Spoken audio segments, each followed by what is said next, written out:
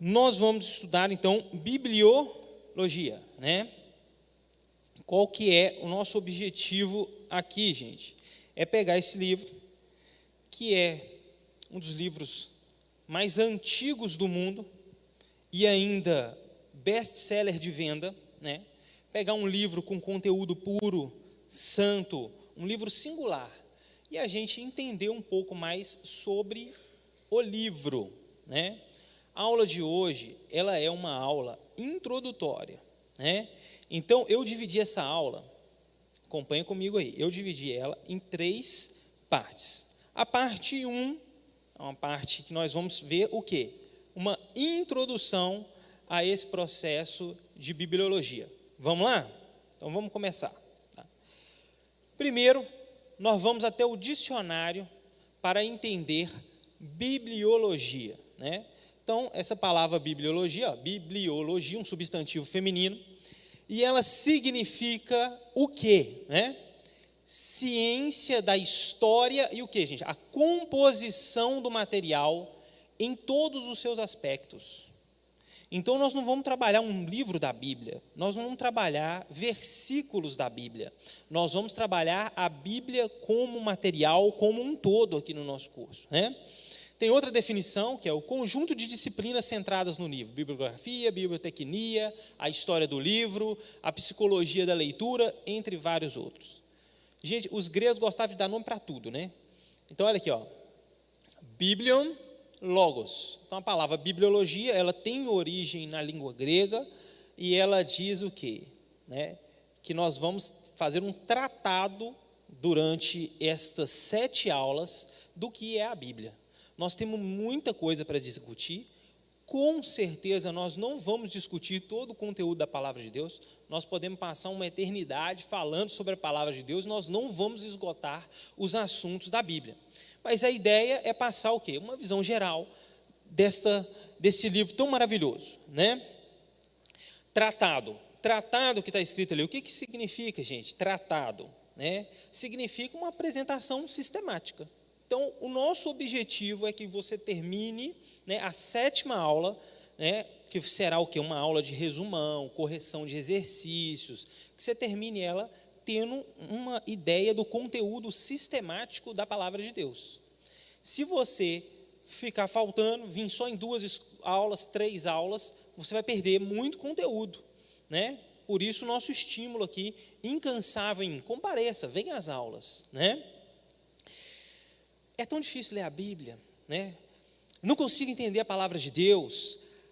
Eu acho a Bíblia muito chata, eu acho a Bíblia confusa. São frases que nós escutamos no nosso dia a dia. Alguém já escutou essa frase aqui da boca de alguém? Ou já falou essa frase?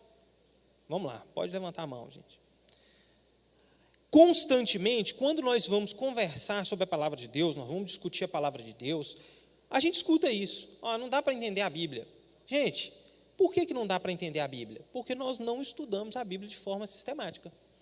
Então, a nossa grande dificuldade de entendimento da palavra de Deus é não conhecê-la dessa forma. Olha aí, quantas e quantas vezes nós nos encontramos, que nem esse bonequinho aqui, ó. A gente vai ler a palavra de Deus e, nossa, não entendi. Gente, acompanha comigo.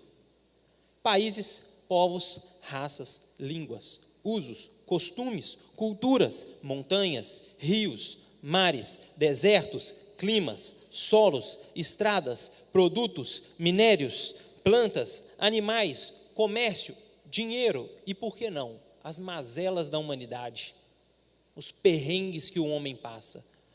Aí eu pergunto para você, como pegar um livro desse, escrito há tantos e tantos anos atrás, e tentar compreender a palavra de Deus, sem a gente trabalhar todas essas questões? É um pouco disso que nós vamos trabalhar aqui, né? Quer ver? Vou te dar um exemplo prático sobre essa questão. Se você for lá no livro de Timóteo, a carta que Paulo, uma das epístolas de Paulo, que ele escreveu para Timóteo, né? Ele vai falar assim, 1 Timóteo, eu vou ler aqui para vocês, 1 Timóteo 1, 18, 19. Timóteo, filho meu, dou-lhe instrução segundo as profecias já proferidas a seu respeito, para que, seguindo-as, você combata o bom combate. Ok, você leu, sim, ele está instruindo Timóteo, está fácil de entender. Aí você vai no mesmo livro, e ele fala para Timóteo, a mulher deve aprender em silêncio, com toda sujeição. Não permito que a mulher ensine. A mulher não pode ensinar. Nós estamos lotados de professoras mulheres aqui na igreja hoje. Então, algumas pessoas leem esse texto sem entender todas as mazelas, tudo que aquele povo passou, a história, o contexto, e quer interpretar esse texto assim, que a mulher não ensine. Vai dar zebra. Né? Então, faltou o quê? Para esse texto, faltou bibliologia. Então, bem-vindos mais uma vez ao nosso módulo de bibliologia. E o que nós vamos estudar aqui? Ficou difícil de ler, né?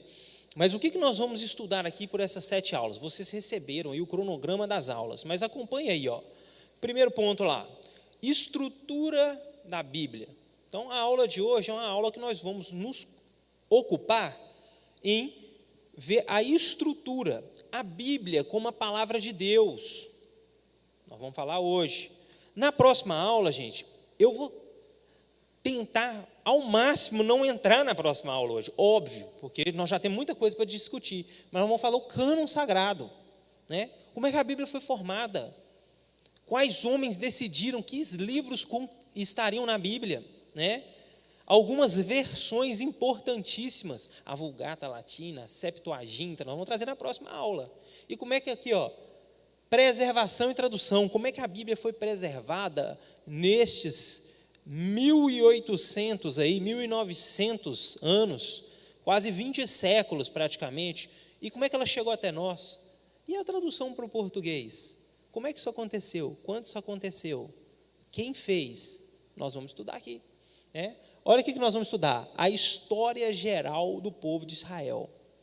O que é isso? Nós vamos pegar lá atrás, nós vamos lá em Gênesis, Abraão, Isaac, Jacó, os 12 filhos, José foi para o Egito, o povo foi preso, Moisés libertou o povo, Josué conquistou a terra prometida. Não é isso? É mais ou menos essa ideia. Aí depois o período dos juízes, o período da monarquia. Nós estamos tendo uma sala aqui que é o quê? Reis de Israel. O período monárquico dessa nação, o reino unificado, o reino dividido, tem norte, tem sul. Nós vamos dar essa sequência todinha aqui em uma aula. Então, nós vamos gastar uma aula falando isso. O período interbíblico, né? O cativeiro, depois o período interbíblico. O que aconteceu entre o Antigo e o Novo Testamento? O que é essa história dos Macabeus? Existe um livro apócrifo que chama Macabeus? Sim. Esse livro está na Bíblia Católica? Ele está. Então, nós vamos falar isso tudo aqui na aula. Vocês estão acompanhando aí, gente? E, por fim, alguns e vários auxílios externos aí, vocês receberam aí, nós vamos falar de geografia da Bíblia, né? Alguns montes importantes na Bíblia, alguns rios importantes na Bíblia, o Mar Mediterrâneo, o Mar Vermelho, o Mar da Galileia, né? Algumas viagens geograficamente importantes que aconteceram na Palavra de Deus, e vários outros auxílios para melhor compreensão desse livro. Ok? Vamos lá. O vocábulo Bíblia, ou seja, a palavra Bíblia. Você pode abrir sua Bíblia aí de Gênesis e você pode ir até Apocalipse. E você vai perceber o quê? Que você não vai achar a palavra Bíblia dentro da Bíblia. A Bíblia não se chama de Bíblia. Como é que surgiu então o nome Bíblia? Acompanhe aí. Lembra? Os gregos gostam de dar nome para tudo? Eles deram o nome Bíblios para o quê? Para a fibra do papiro. Fibra do papiro. Olha a importância do papiro, hein? O papiro, a fibra do papiro deu origem ao nome Bíblios, né? O nome Biblion, então, em grego, passou a significar um rolo de papel, ou um pequeno livro, ou pergaminho, né? E, por fim, a palavra Bíblia foi utilizada, provavelmente, primeira vez, no segundo século, próximo do quarto século, né? E a palavra Bíblia significava uma coleção de pequenos rolos, ou uma coleção de pequenos livros. Então, talvez você já tenha escutado. O que significa Bíblia? Bíblia significa coleção de pequenos livros, né? Então, João Crisóstomo, né? Um dos patriarcas de Constantinopla, né? Lá perto do século IV, ele chamou a Bíblia, né? Pela primeira vez de Bíblia, e a Bíblia ganhou o nome que nós conhecemos hoje. Aqui tem uma foto, tá difícil, né? Mas assim, isso aqui é uma plantaçãozinha de quê? De papiro. Ele é plantado junto às águas, porque ele funciona melhor assim, ele pega melhor assim, né? E a definição canônica, e esse termo canônico, nós vamos entrar muito a fundo que na próxima aula. A definição canônica é a revelação de Deus à humanidade. Então, o que significa a Bíblia para nós cristãos? Significa que a Bíblia é a revelação de Deus para a humanidade. Mas a Bíblia se dá nomes, né? Então, se nós formos abrir aqui a palavra de Deus, em Mateus capítulo 21, 42, nós vamos ver que a Bíblia se chama de Escrituras. Se nós abrirmos a Bíblia, a palavra de Deus, em Romanos 1, 2, você pode anotar as referências depois, se você quiser ler, você vai ver que ela se chama de Sagradas Escrituras, e não para por aí. Isaías chama a Bíblia de o livro do Senhor, né? O próprio Cristo aqui, né? Em Marcos, ele chama a Bíblia de a palavra de Deus. E por fim, Paulo chama a Bíblia de os oráculos de Deus. Então, esses são os nomes mais comuns que nós vamos encontrar na Bíblia. Óbvio que o primeiro deles está destacado em primeiro aí, as Escrituras. Então, anotou a referência aí, gente? Traga a sua Bíblia, traz uma caneta marca-texto, traz uma caneta normal, um pedaço de papel ou um caderno. Virou escola de verdade, hein, gente? Para você anotar. Vamos lá. A importância do estudo. E aqui, nós vamos ler um pouquinho da Bíblia, alguns versículos. É importante, então, esse estudo? Sim. Por quê? Ela prepara-nos como crentes para respondermos àqueles que pedem razão da esperança que há em nós. Gente, ela nos prepara para respondermos. Abre tua Bíblia aí, 1 Pedro 3,15. Nós temos que ser rápido, hein, gente?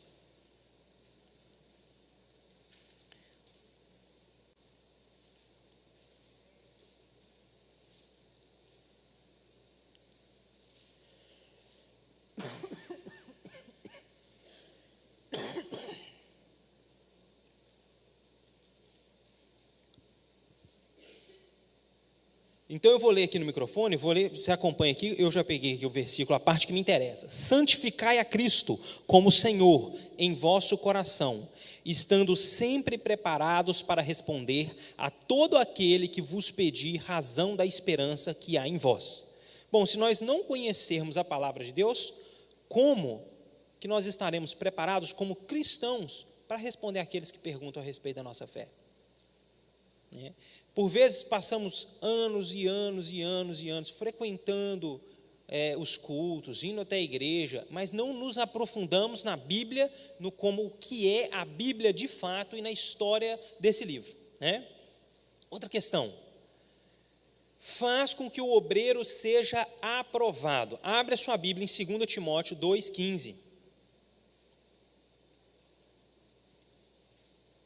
Faz com que o obreiro seja aprovado no correto manejo da palavra da verdade.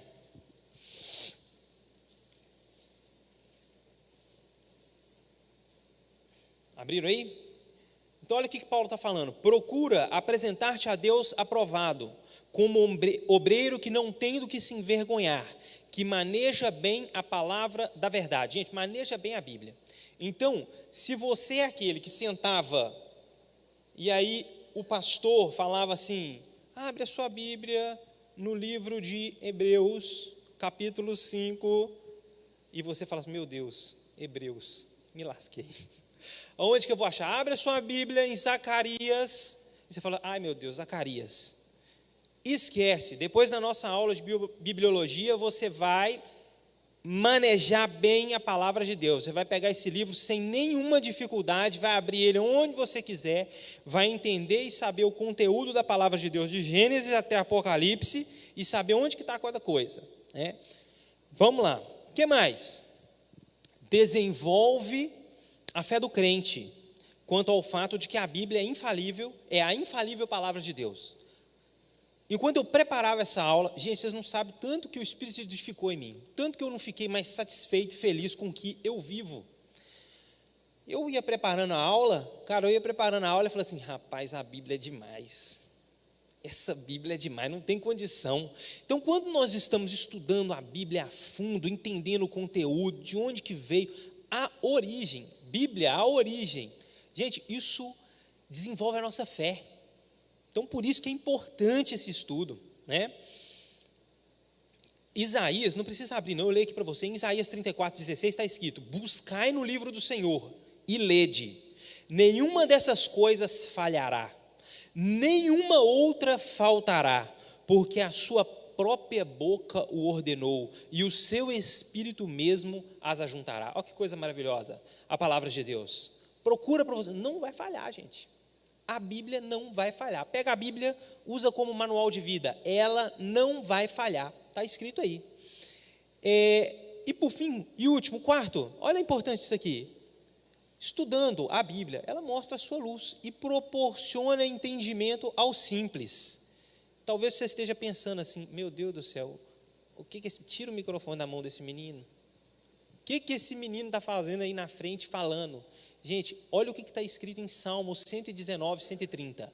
A revelação das tuas palavras esclarece e dá entendimento ao simples.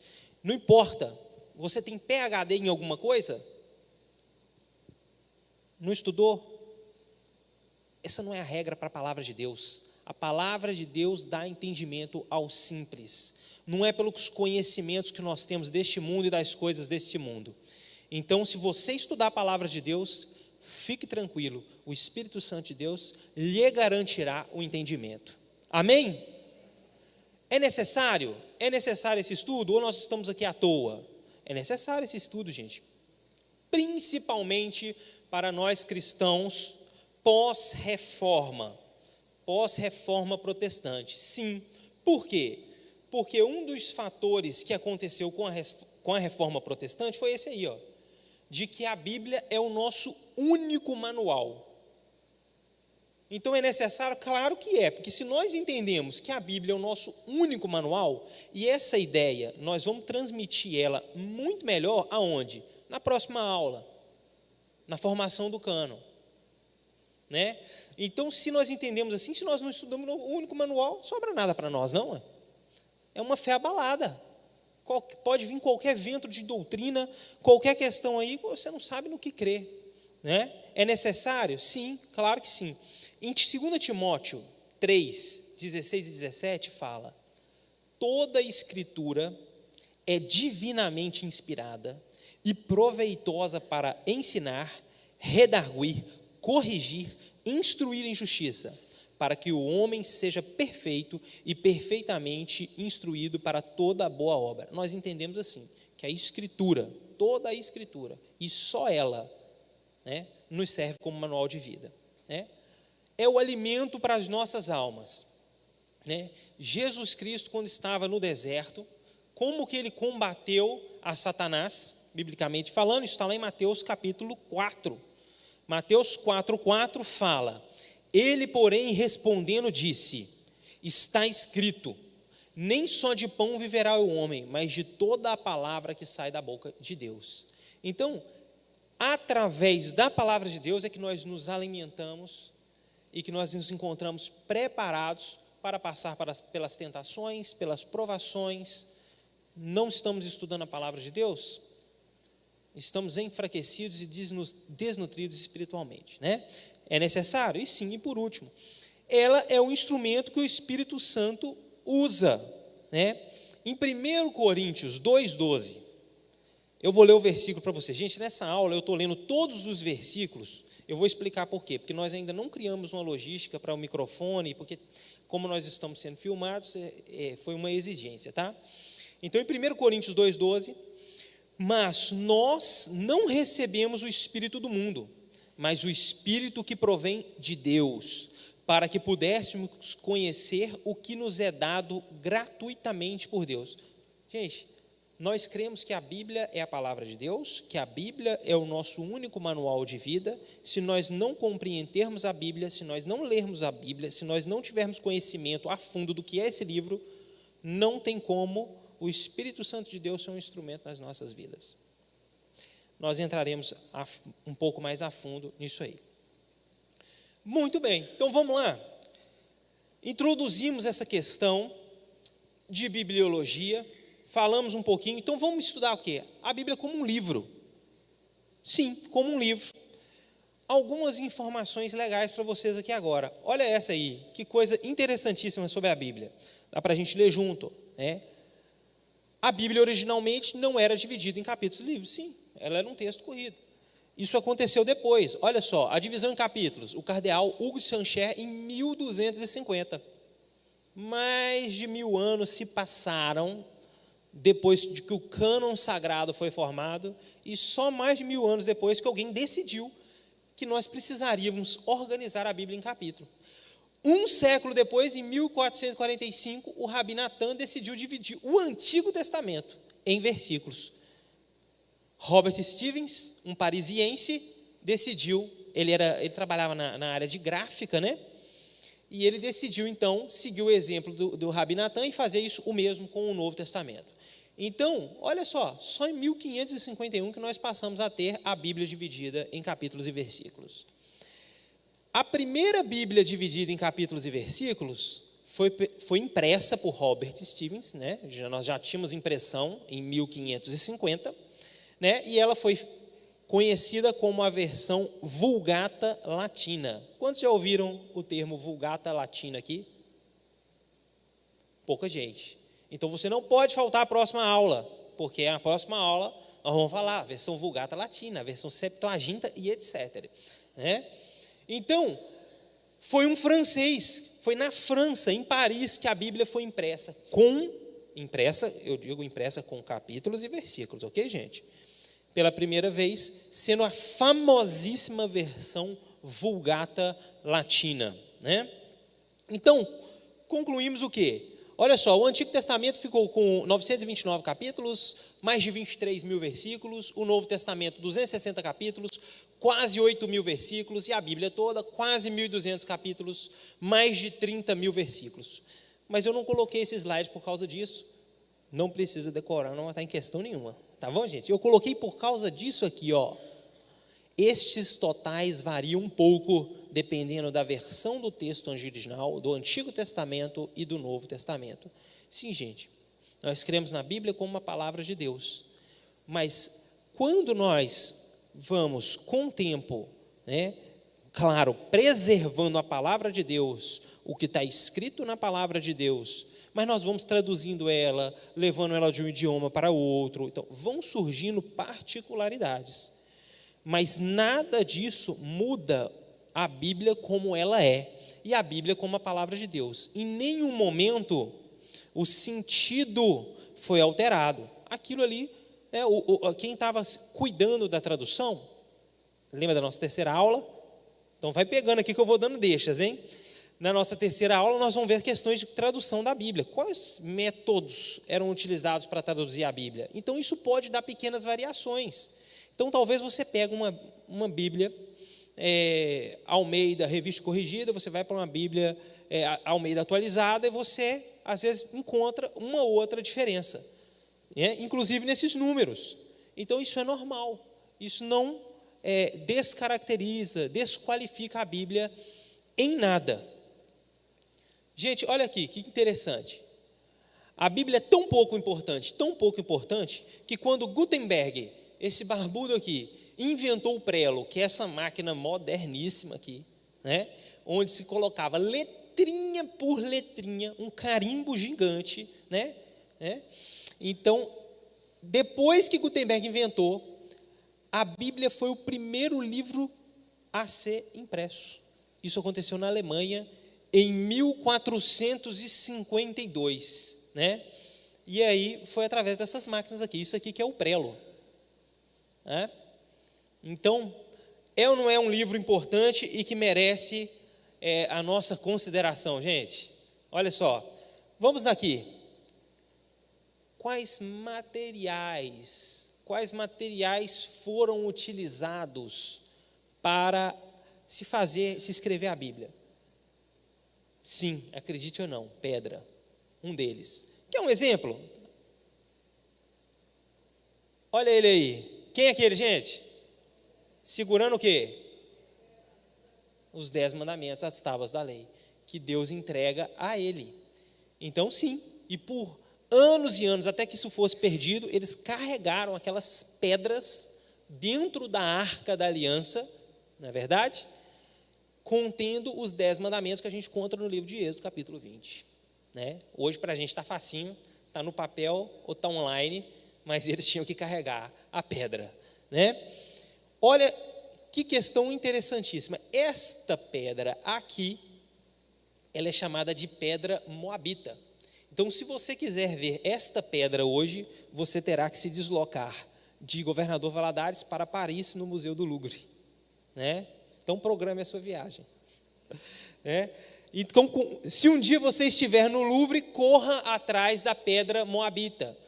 Esta pedra aqui, gente, ela dá confirmação para textos bíblicos que estão em 2 Reis. Né? Ela vai falar sobre, ela é conhecida também como a Estela de Mesa, sobre o rei Mesa, um rei moabita, e do impasse que a nação de Israel tinha com os moabitas. Então, isso aqui dá confirmação, né, e, vamos dizer assim, e mais conteúdo para aquilo que está lá escrito em 2 Reis.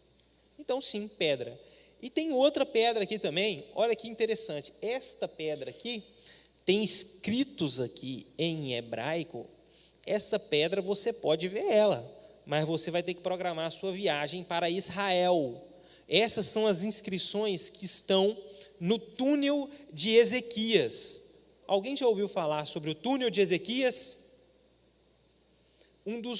Uma das maiores obras de arquitetura do mundo antigo está em Jerusalém. Sabe o que o túnel de Ezequias fazia? E ele está na Bíblia.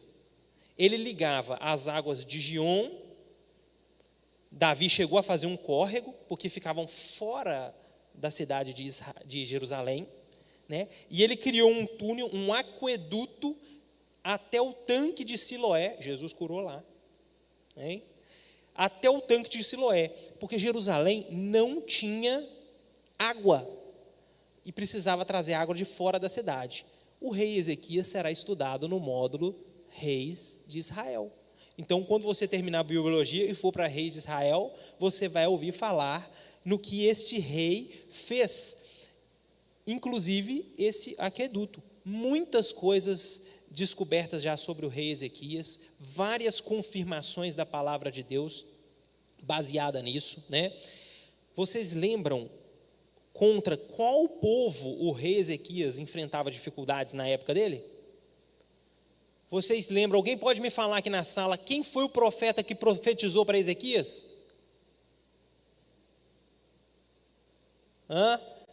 Correta resposta? Isaías. Você quer ouvir de Ezequias? Vai lá no livro de Isaías, você vai ver. Ezequias foi o cara que ganhou 15 anos a mais de vida.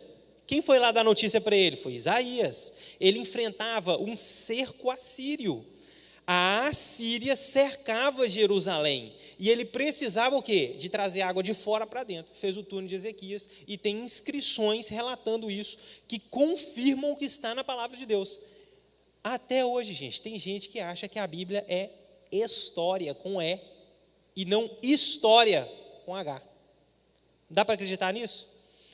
Tá. Qual delas? A última agora? Não, ela é a pedra da inscrição do túnel de Ezequias. Ela estava, como a gente faz uma obra aqui, a gente coloca uma placa, né? Ela estava lá no túnel de Ezequias, né? E vamos lá. Olha aí. Olha ele aí, o papiro, que deu o nome da Bíblia à Bíblia, né? Gente, essa aqui é chique. O papiro, inventado pelos egípcios, muitos anos atrás, cerca de 3.000 anos antes de Cristo. A Bíblia, o Antigo Testamento, foi amplamente, os manuscritos em cima de papiro, né? E o papiro é esta planta aqui que nasce junto às águas. Já até mostrei uma foto lá atrás, mas por essa você não esperava. Quem que é esse bebezinho aqui, gente? Isso aqui é o cestinho dele, né? Olha lá em Êxodo 2:3. A Bíblia trata o papiro como juncos. Você vai encontrar também no livro de Isaías, né?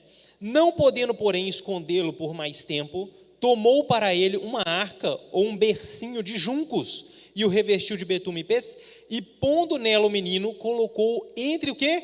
Os juncos na margem do rio. Moisés foi colocado entre o papiro, na margem do rio, numa cesta de papiro. Olha que interessante. Material muito utilizado. Para por aí? Ah, sim.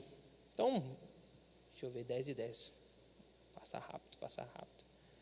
Hoje eu vou mostrar para vocês como fazer papiro. Se você não sabe o que é papiro, é aquele tipo de papel que se usava no Egito, tipo 4.000, 5.000, 6.000 anos atrás, para escrever cartas, escrever documentos. Às vezes eles colocavam naqueles rolos e tinha metros e metros de papel escrito com aquelas letrinhas que a gente rala muito para conseguir entender hoje. Tá aqui o nosso talo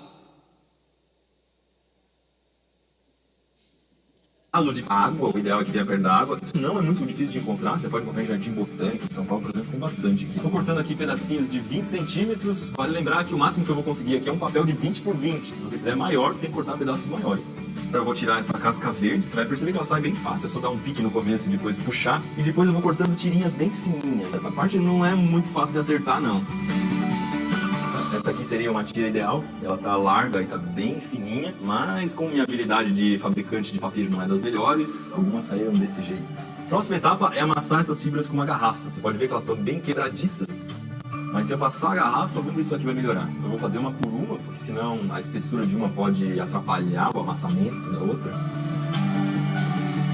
Uma tarefa meio chata. E no final disso eu já vou jogando as tirinhas de papiro numa bacia cheia d'água. Agora vou ter que deixar isso aqui de molho por uma semana. Agora eu preciso organizar e prensar esses pedaços de papiro. Eu vou distribuir essas fatias de papiro todas na mesma direção e você pode ver que uma está sempre encobrindo um pouquinho da outra. Isso é importante para dar resistência no papel. Depois eu vou colocar outra camada, mas nessa camada as fibras vão estar a 90 graus da camada anterior. Então vem mais um pano, jornal e outro pedaço de MDF. Se isso aqui não tá bem apertado, eu não sei. Tá pesado. Sei o que é.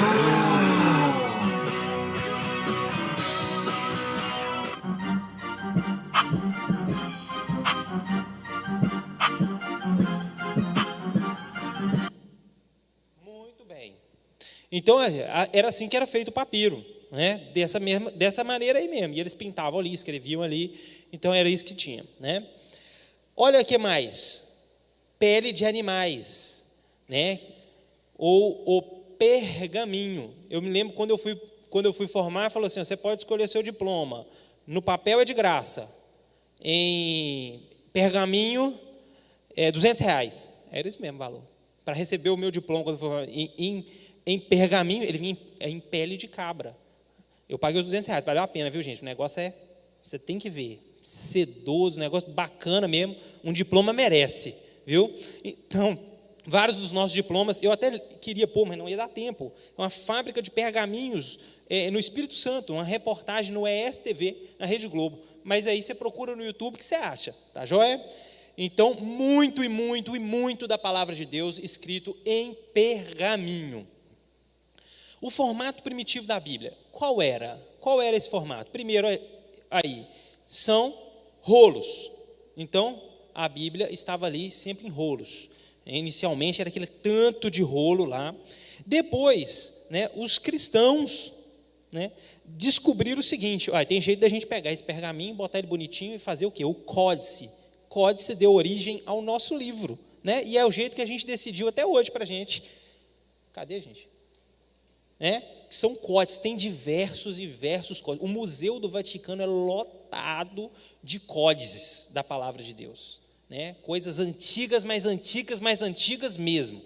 Então, esses eram os dois formatos primitivos da palavra de Deus. É claro que os chineses aí no século II inventaram papel e tudo mais, depois teve lá no ano de 1450 a imprensa e tal, e a Bíblia foi ganhando um aspecto que nós temos hoje, tá? A estrutura da Bíblia. Gente, essa é a estrutura da Bíblia. 66 livros, 39 deles no Antigo Testamento e 27 no Novo Testamento. Tá?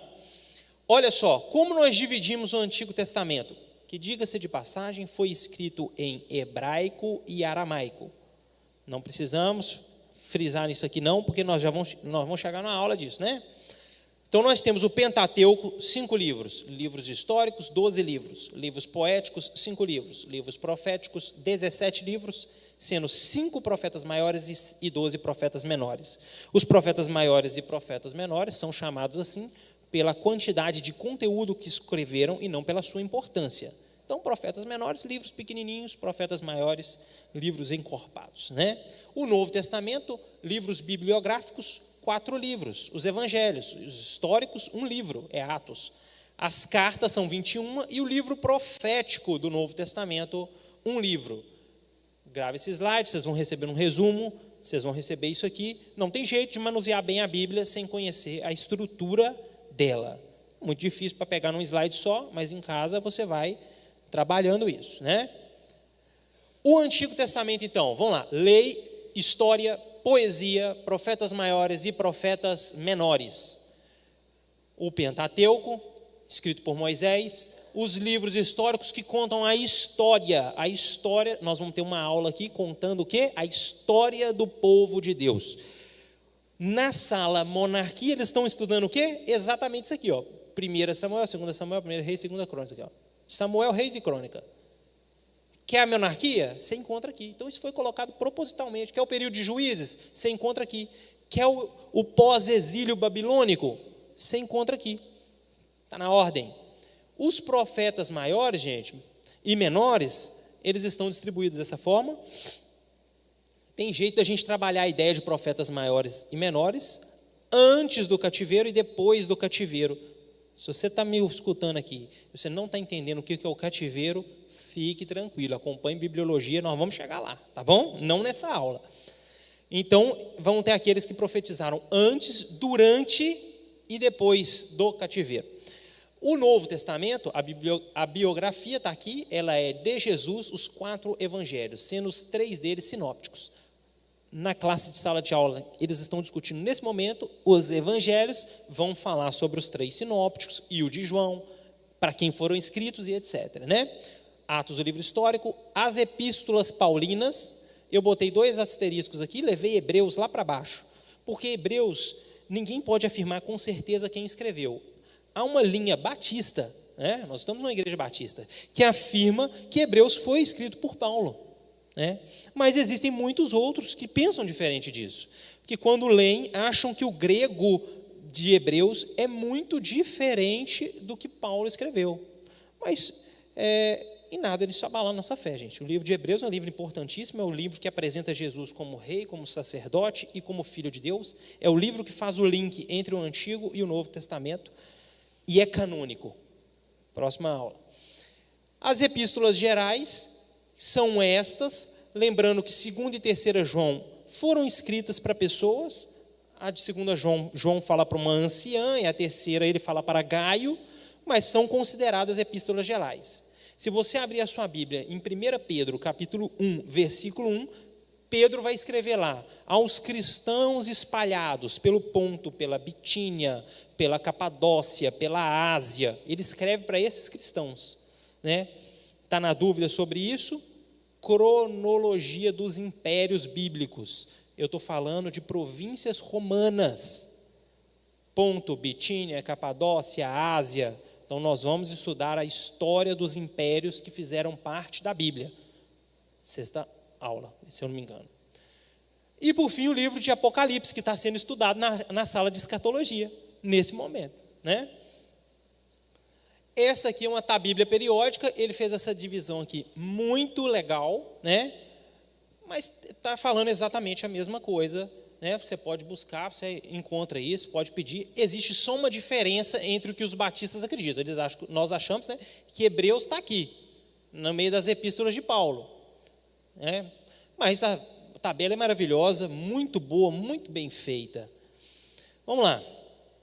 Qual é o tema central da Bíblia, gente?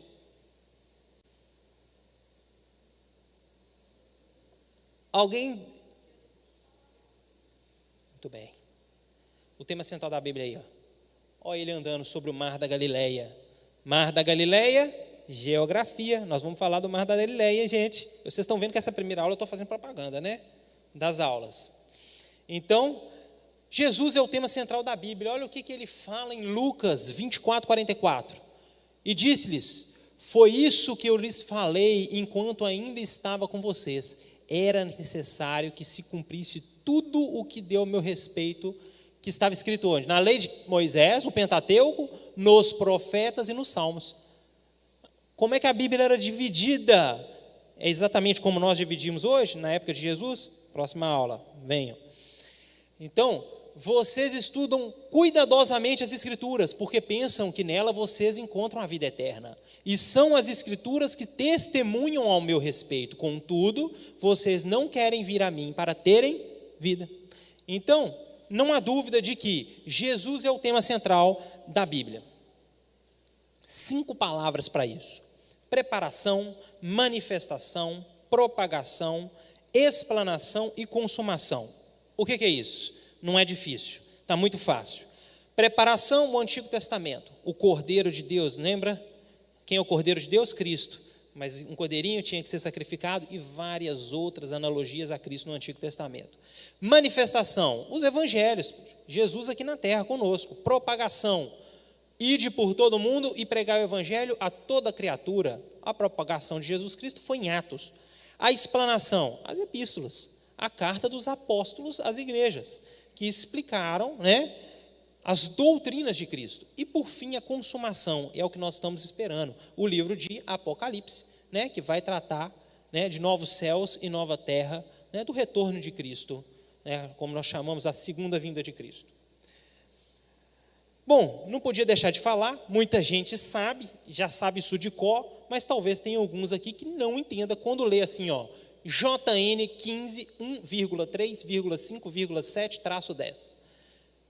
Os livros sempre duas letras, a primeira maiúscula, a segunda minúscula, ponto e vírgula, separa o número do capítulo do versículo. Pode ser ponto ou pode ser ponto e vírgula. Um hífenzinho é quando você tem versículos em sequência. 7 hífen 15, é do 7 até o 15, A vírgula, vai separar, como está aqui o exemplo, Gênesis 1,3. Você pula do 1 para o 3, você não leu o 2, gente. E o ponto e vírgula que você quer dar fim a essa referência e iniciar outra. Se você pôs ponto e vírgula, como está aqui, e pulou para o 17, significa que você saiu do capítulo 15 e foi para o 17. Então, assim que se pontua quando a gente quer falar de referências bíblicas. Isso aqui é rápido. Eu coloquei esse slide aqui não por causa de AC e DC, porque AC e DC todo mundo sabe, antes de Cristo e depois de Cristo. Mas às vezes você pode pegar e se deparar com um AD, que significa Annus Domini, ou Ano do Senhor, é o nascimento de Cristo. Então AD não é antes, AD é depois de Cristo. Tá? Chegamos na parte 3, no finalmente, e eu gostaria de falar para nós o quê? A Bíblia como a palavra de Deus. Olha isso aí, teorias da inspiração da Bíblia. Trouxe as 5 aqui. Inspiração natural, o que ela fala? Homens muito inteligentes escreveram a palavra de Deus. Pronto. Ela dá o mérito ao homem. Não é esta a teoria em que nós acreditamos. Inspiração comum. Poxa, foram inspirados por Deus, homens comuns inspirados por Deus, mas homens comuns são inspirados por Deus para escrever a palavra de Deus nos dias de hoje. Nós não entendemos assim. Inspiração parcial. A Bíblia contém a palavra de Deus, mas não é a palavra de Deus. Partes são inspiradas por Deus, outras os homens colocaram lá. Nós não acreditamos assim. Inspiração verbal. Deus ditou a Bíblia, palavra por palavra, para aqueles que a estavam escrevendo, como se fosse uma psicografia. Nós não entendemos assim. Inspiração das ideias. Deus deu o tema, os homens trabalharam tudo ali. Então, gente, para nós, todas essas inspirações, essas teorias de inspiração, são falsas. Não é assim que nós cristãos acreditamos. Nós acreditamos na teoria da inspiração plena. É assim que a nossa fé nos instrui, é assim que Paulo nos instrui, que todas as partes da Bíblia são igualmente inspiradas. Os escritores foram capacitados pela cooperação vital e contínua do Espírito Santo. Homens escreveram a Bíblia com palavras de seu vocabulário, porém sobre a influência do Espírito Santo. Pausa aqui. Por exemplo, se você for ler o livro do profeta Amós, Amós era pecuarista, Amós era agricultor, ele era um homem do campo. Você vai ver que ele utiliza as metáforas no livro dele relacionado ao homem do campo. Mas tudo aquilo nas palavras e no vocabulário dele, mas tudo inspirado por Deus. O que escreveram foi realmente a palavra de Deus. Então nós entendemos que após o fechamento do cânon, essa inspiração específica, né, para escrever a palavra de Deus, ela foi cessada. E a partir daí, o que nós temos são as cartas desses apóstolos ou daqueles que conviveram intimamente com esses apóstolos, que foram todos inspirados pelo Espírito Santo. Deus fala hoje? Claro que sim. Deus traz mensagens hoje? Claro que sim. Mas nós não incluímos novo conteúdo na Bíblia. Ela foi inspirada plenamente até a data em que foi fechada. Tema da próxima aula. Revelação versus inspiração. Olha a Bíblia como palavra de Deus, gente. Inspiração divina, influência sobrenatural do Espírito Santo, né, como um sopro sobre os escritores da Bíblia. Revelação é diferente. É a ação de Deus pela qual ele dá a conhecer ao escritor coisas o quê? Desconhecidas. O homem por si só jamais podia saber. Então, para ficar claro, vamos a exemplos. Por exemplo, Moisés. Moisés, quando escreveu o Pentateuco, ele foi inspirado por Deus. Mas e os primeiros capítulos de Gênesis? Nós entendemos que aquilo como o quê? Como revelação. José no Egito revelou um sonho, nós entendemos como revelação. Paulo, nas suas epístolas, Paulo se converteu aproximadamente 35 anos depois de Cristo, né? E ele foi o que mais escreveu as doutrinas. Abre sua Bíblia aí em Gálatas capítulo 1, 11 a 12.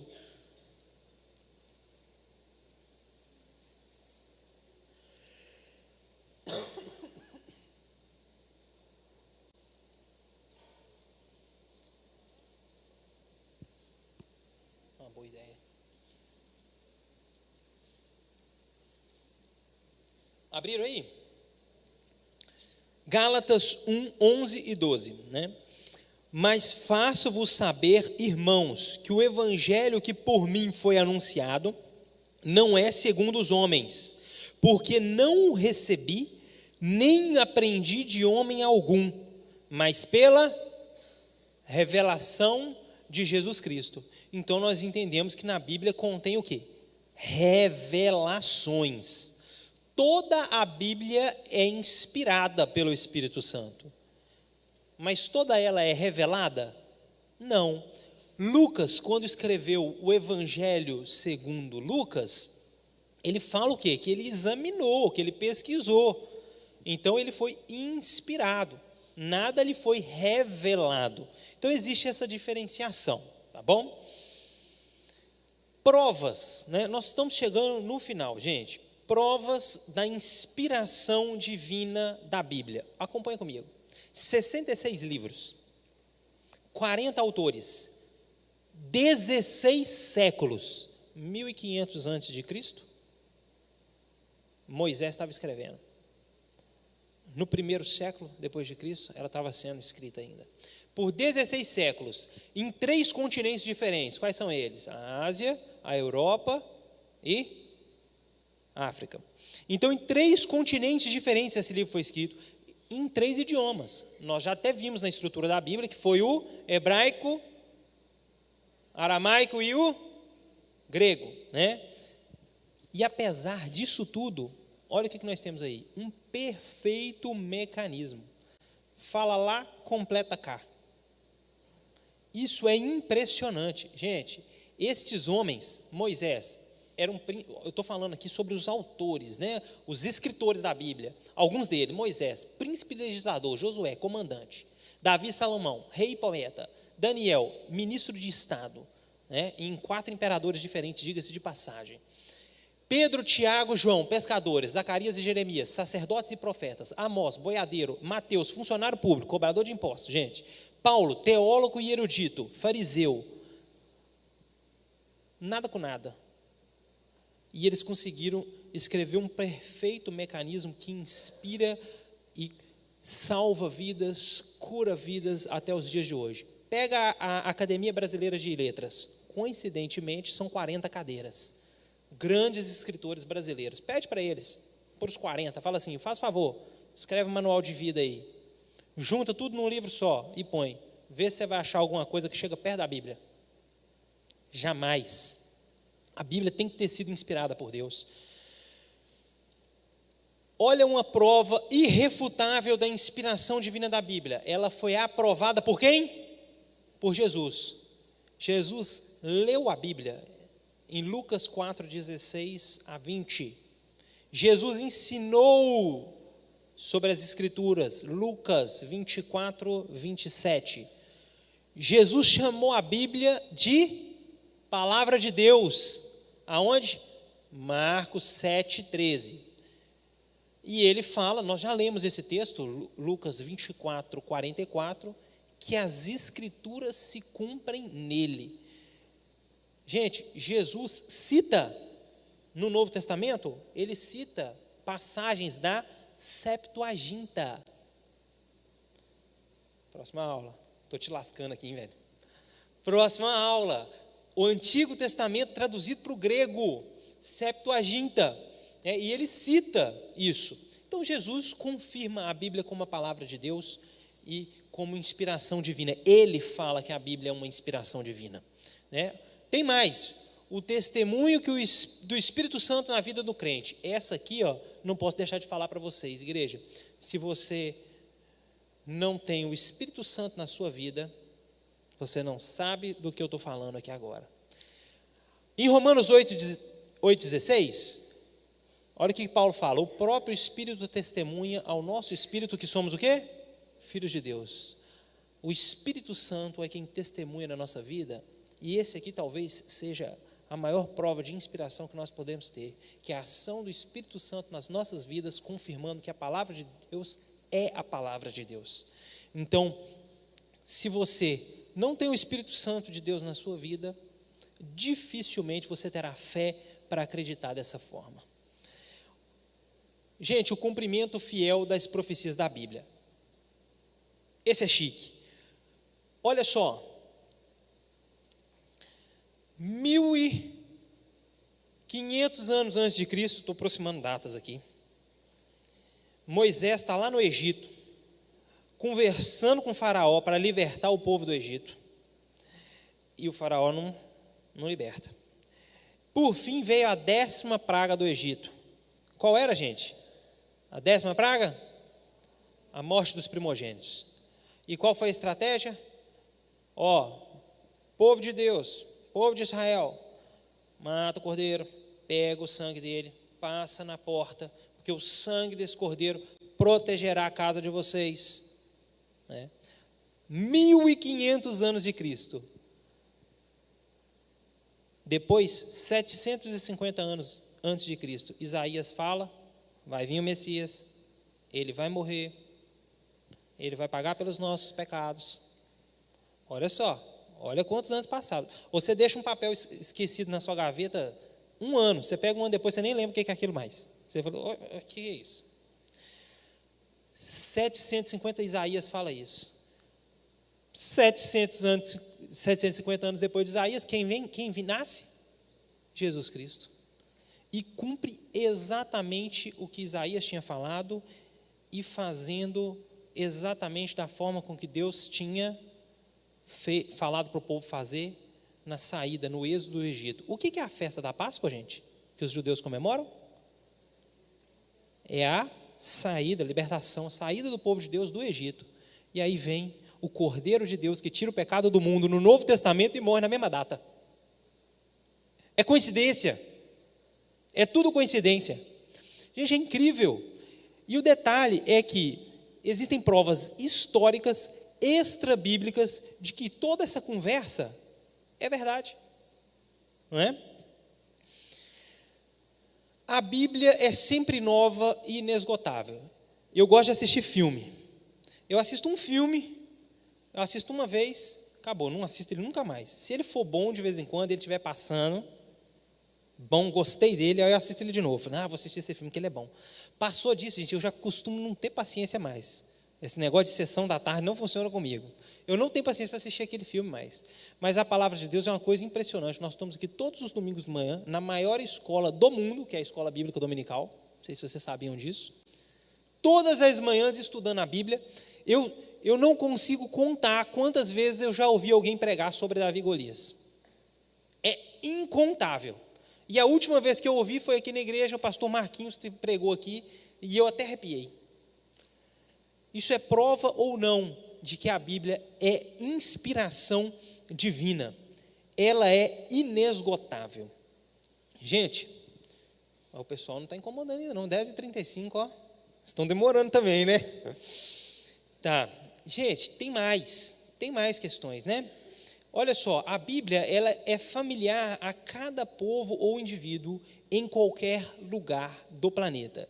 Eu quero saber se tem alguém aqui que leu o Salmo 23 e fala: o Senhor é meu pastor e nada me faltará. E fala assim: isso foi para o judeu. Isso é para eles, não é para mim. Gente, aonde você chega, aonde a palavra de Deus chega, é impressionante. Aquele povo, aquela nação incorpora aquilo como dela. Nós estamos aqui, somos brasileiros, nós estamos entendendo que a Bíblia é para o judeu? Não estamos. Que livro poderia fazer isso? A Bíblia. Somente um livro inspirado pelo Espírito Santo de Deus. Olha outra questão aí. A imparcialidade da Bíblia. Gente, o homem tem um ego muito elevado, né? Verdade ou mentira? Se a Bíblia tivesse sido escrita, esse livro tão fantástico, só por homens, a gente ia encontrar o que na Bíblia, gente? A gente ia encontrar esse tipo de material aí, ó. Esse desenho aí, ó, que saiu do caderno de Leonardo da Vinci, o homem vitorino, que fala o quê? A respeito do quê? Do antropocentrismo. O que é isso? É o homem no centro. Tudo que você escuta aí é o quê? O homem no centro, gente. E a Bíblia não. A Bíblia, ela trabalha com homens, inscritas por homens, e em nenhum momento ela esconde a falha do quê? Do ser humano. Ela coloca o homem aonde? No lugar onde que ele tem que estar, lá no chinelo. Então, olha Davi, o homem segundo o coração de Deus. A Bíblia esconde os pecados de Davi? Em nenhum momento. Um homem segundo o coração de Deus tinha pecados, né? Olha Moisés, a Bíblia escondeu que ele matou? Não escondeu. Olha Noé, um homem que Deus olhou para a terra, só achou Noé antes do dilúvio e escondeu a embriaguez dele? Não escondeu. E assim por diante, né? Olha Pedro, o homem que após o Pentecostes, a sombra de Pedro curava, de acordo com o livro de Atos. A Bíblia esconde os defeitos de Pedro? Não esconde. A Bíblia é imparcial. Só podia ser assim, sendo a palavra de Deus. Gente, então nós estamos terminando aqui a questão de a Bíblia como a palavra de Deus. E eu queria terminar com essa foto que não dá para ver nada. O que é essa foto, gente? Eu vou explicar para você. A fidelidade no Novo Testamento. Aqui, por exemplo, você tem, eu vou ler aqui porque, deixa eu ver se deixa eu tentar dar um zoom aqui.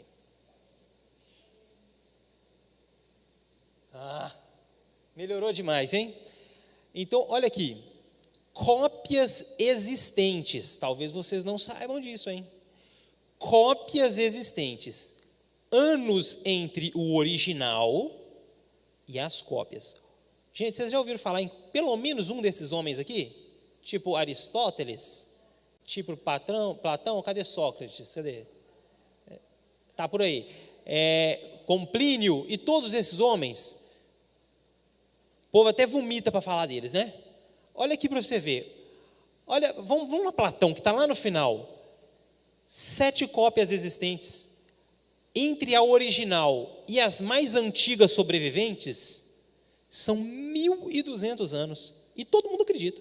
Você fala, foi Platão que escreveu. Todo mundo fala, Platão que escreveu. Acabou, ninguém questiona. É ciência. Aí vem cá, Aristóteles, está lá em cima, gente, olha aqui.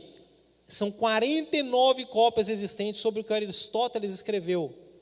1.400 anos entre a original, ou seja, entre o que Aristóteles escreveu e as cópias que ainda existem, as 49 cópias. Falou que Aristóteles, é ciência. A palavra de Deus só tem 24 mil cópias existentes. 40, 70 anos depois, tudo de 90 depois de Cristo, 100 depois de Cristo, está tudo lá. Tem um aplicativo, meu sonho é, nós temos que arranjar ele, bicho. Ele tem a foto, a cópia de todos os papiros e pergaminhos originais que existem no planeta Terra. Tudo, em hebraico, em aramaico, e a gente às vezes não sabe disso. A gente acha que a Bíblia é a Bíblia impressa aí. Aí tem gente que vira e fala para a gente assim, olha, cá entre nós, você pega um livro aí, você não sabe nem quem escreveu esse livro direito, você não sabe nada sobre esses autores, mas se você falar Aristóteles, todo mundo cala a boca para escutar. O mundo acadêmico cala a boca para escutar. Mas a Bíblia, com suas poucas 24 mil cópias, 24. Pergaminho número 1, pergaminho 76, pergaminho cento e tantos, pergaminho sei lá o quê. Tudo lá, original, muitos deles postos em museus, muita coisa exposta em Vaticano e ao redor do mundo inteiro. Mas isso aí ninguém fala. Então, gente, a Bíblia é esse livro maravilhoso, esse livro fantástico. Eu espero que nessa primeira aula sobre a Bíblia você tenha aprendido alguma coisa, você tenha gostado de bibliologia, que você venha empolgado para as próximas aulas. A nossa próxima aula é uma aula inspiradora, que enche o nosso coração de fé e que a gente entende sobre como foi decidido, sobre o que estaria contido na Bíblia e o que tem de importante fora dela também. Amém? Vamos fazer uma oração para terminar essa aula, então? Pode fechar os seus olhos. Deus, nós te agradecemos por essa aula, te agradecemos, Senhor, porque o Senhor fala conosco, que o Senhor prova, Deus, que a tua palavra é real e inspiradora. Deus, cuida das nossas vidas, abençoa o nosso domingo e o restante dessa escola dominical. É isso que nós pedimos em nome de Jesus. Amém.